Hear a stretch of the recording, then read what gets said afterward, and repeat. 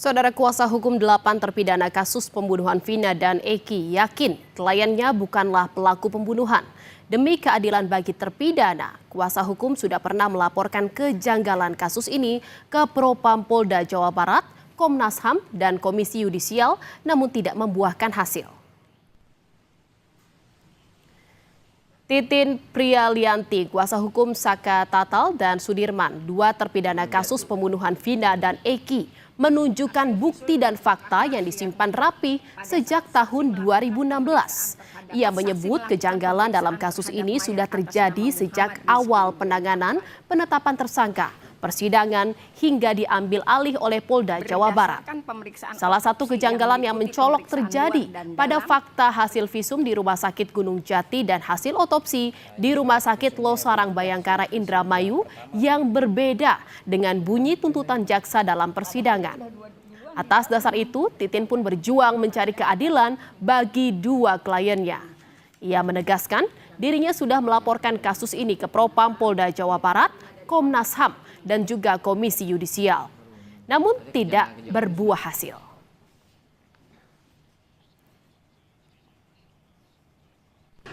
Dengan bukti-bukti apa? Saya sudah melaporkan ke Propam Polda Jabar di tahun 2016 tanggal 7 September.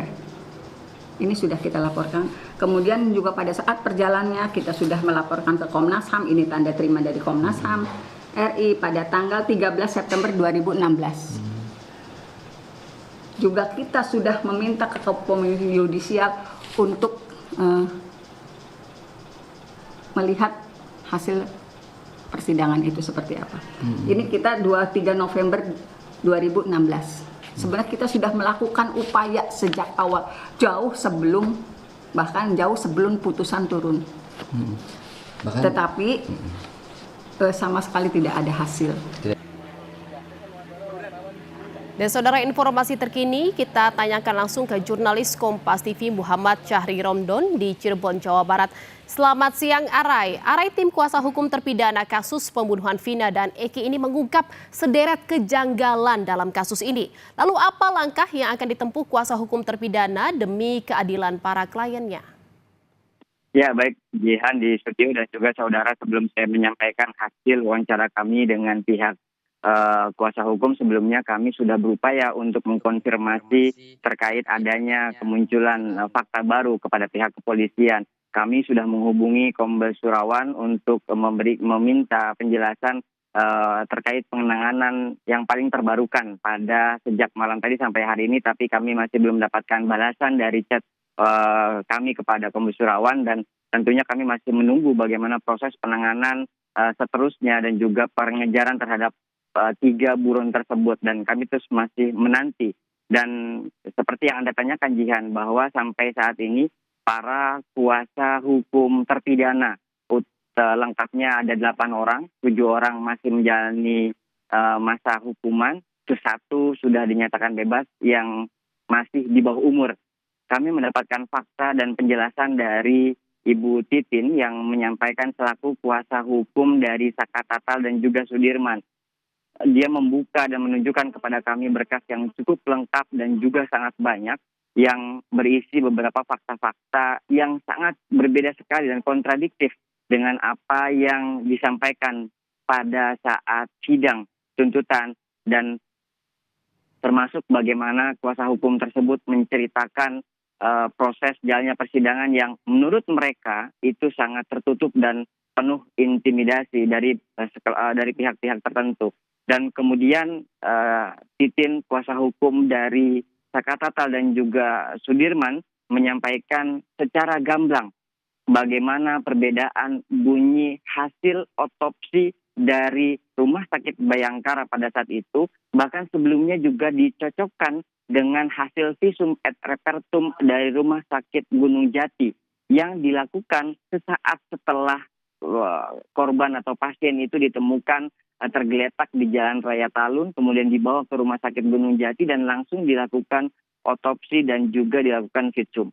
Dari 2 instansi ini, baik dari Rumah Sakit Gunung Jati maupun Rumah Sakit Bayangkara, keduanya berbunyi bahwa ada luka robek dan luka memar di beberapa bagian, utamanya sekitar kepala dan juga dahi, yang ini mengakibatkan meninggal dunia. Dan perlu diemphasizing, ditekankan menurut kuasa hukum tadi, Bu Titin, bahwa tidak ada tanda-tanda luka tusuk yang terdapat di tubuh Eki pada saat itu.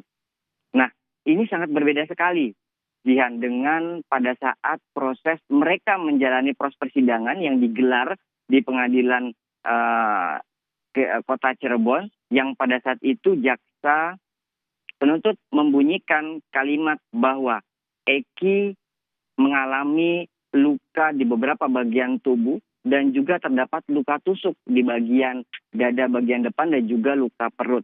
Artinya ini sangat kontradiktif sekali, dan ada satu yang menurut Titin itu sangat menjadi bukti dan kejanggalan adalah pakaian yang dipakai Eki terakhir, di mana Eki menggunakan pakaian tersebut kemudian dikubur bersama makamnya dan dilakukan otopsi, dilakukan pengambilan kembali pada saat otopsi, dan pada saat di persidangan itu dihadirkan bahwa tidak terdapat luka robek di bagian dada maupun juga di bagian perut seperti yang dibunyikan jaksa pada saat di ruang persidangan menurut versi dari kuasa hukum Saka Tatal dan juga Sudirman. Jihan. Ya, ada beberapa kejanggalan yang diungkap akhirnya oleh kuasa hukum terpidana. Lalu terkait dengan kasus ini, penanganannya sudah sejauh mana? Selain juga memang fokus mencari 3 buronan yang sampai saat ini belum juga tertangkap dan terungkap, apalagi fokus kepolisian untuk mengusut kasus ini. Arai.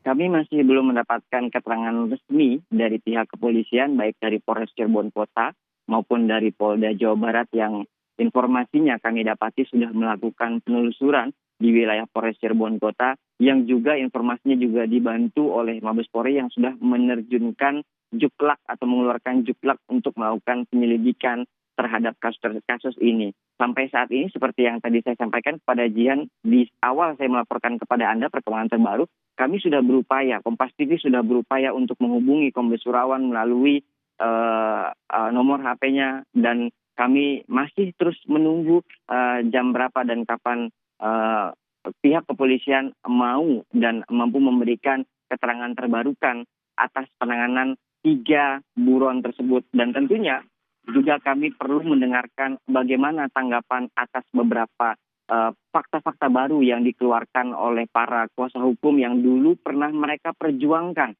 Bahkan dulu juga mereka perjuangkan ke Propam Polda Jawa Barat, Komnas HAM, dan juga Komisi Yudisial yang dibuktikan dengan surat-surat yang sampai saat ini masih mereka jaga dan masih mereka simpan. Kami masih menunggu tentunya, Jihan. Ya, kita masih menunggu apa keterangan terbaru dari polisi terkait dengan sejumlah bukti baru atau fakta baru yang diungkap oleh kuasa hukum terpidana, dan juga bagaimana proses pencarian 3 buronan ini sudah sejauh mana, kita masih tunggu keterangan dari kepolisian. Terima kasih jurnalis Kompas TV Muhammad Syahri Romdon dari Cirebon, Jawa Barat. Selamat bertugas kembali.